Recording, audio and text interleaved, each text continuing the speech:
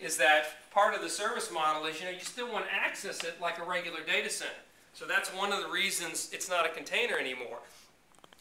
I actually have power distribution feeds, a pair of redundant 17 kilowatt UPS power drops at the back of each rack that go to UPSs for some customers. So no matter what storage architecture that someone's looking for, HP, we build all this up, we pre-configure each rack in Factory Express while we're building the pod.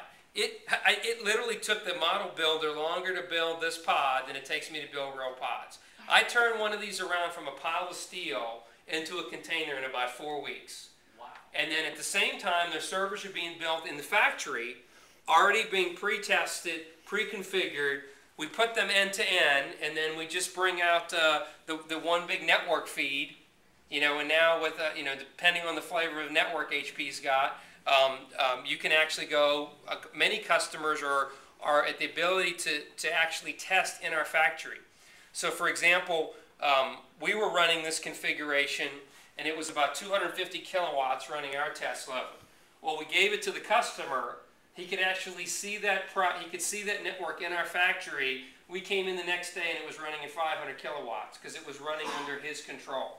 So their ability to stand up that cloud on our site before it ever got shipped to their site, tremendous value for them. I got to call you out on something. You said, so I imagine it's easy for HP to source the servers and storage, the actual end components.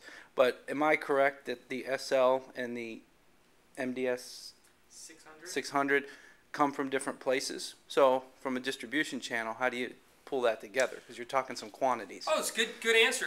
Good question for you. We got facilities now. We've got one in Erskine, one in Houston, and we're standing up one. Well, actually, we have one in Singapore, where we actually call Factory Express, where we build up all our racks of servers. And so we actually have worldwide supply to go with those processors, memory, hard drives. And so while we're building this pod, we actually have pod configuration at our Erskine factory, at our Houston factory, and we're standing up the pod configuration to go there. So really, there was nothing new about us building a complete rack of storage or a complete rack of servers for a customer. What's new is they get to see this whole thing end to end, test it, pre-configured, without having to buy a data center. I mean, literally, this is a replacement to a data center.